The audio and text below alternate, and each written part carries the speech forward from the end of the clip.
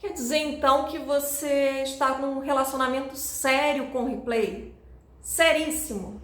Só que não é aquele replay que a gente gosta não, de ouvir de novo, de novo, de novo, músicas legais que a gente ama. Não, não é desse replay que eu tô falando.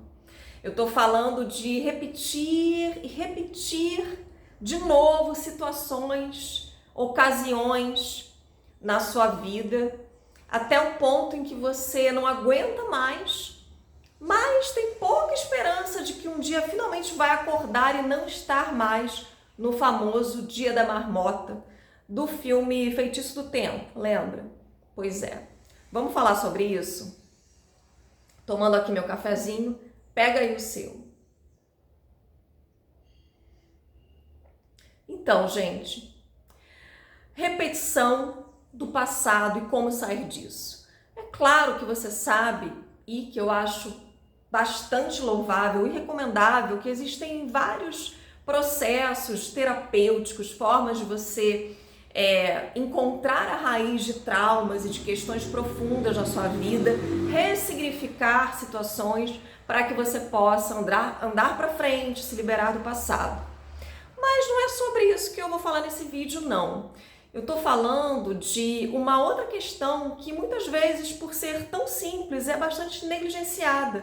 As pessoas não param para prestar atenção nisso e isso acaba fazendo a gente, sem perceber, recriar de novo o mesmo passado. Que é o quê? Falar sobre o passado. E aí eu não estou dizendo que você não possa falar sobre o passado nunca, que você tem que esconder o que aconteceu, não é nada disso. O que eu estou dizendo é que quando você precisar, quando for uma ocasião que seja necessário falar sobre o passado, fale. Maravilha, às vezes é importante para esclarecer algo ou para, enfim, trazer ali um pouco da sua história, isso faz parte da vida.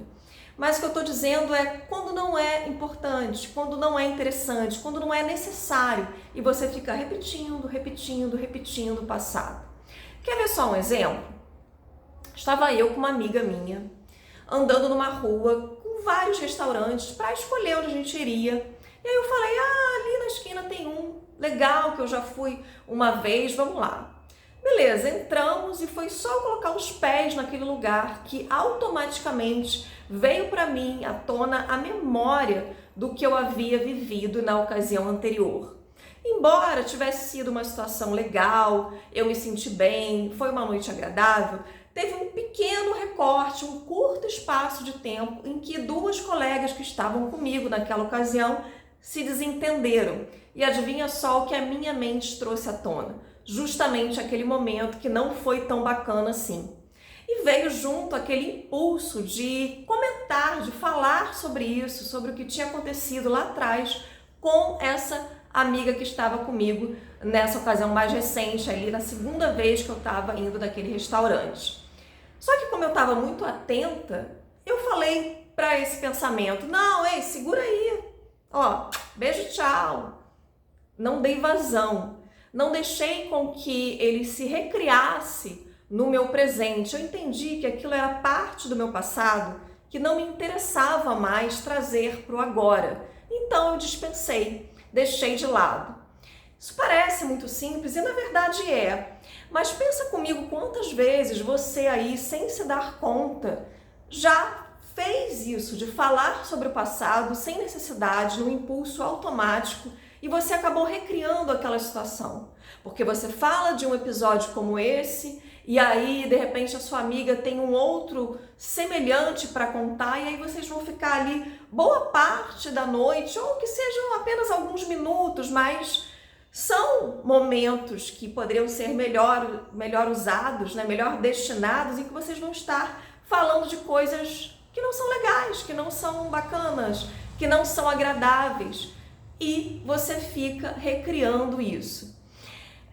Entenda, parece uma coisa boba, mas quando você faz isso repetidamente, em diferentes ocasiões, situações, você fala do passado, você vai estar trazendo para o seu presente essas informações novamente e você vai estar sim recriando isso, porque a sua atenção, a sua energia está ali naquele fato que já aconteceu.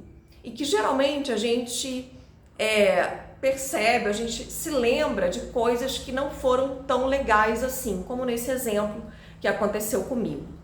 Então, eu, sabidamente, consegui dispensar aquele pensamento, né, fruto de bastante trabalho interno, porque para a gente trazer isso para a consciência e fazer escolha, a gente precisa estar atento, né? E eu fiquei feliz por estar atenta ao que eu estava pensando, né, de uma maneira mais consciente.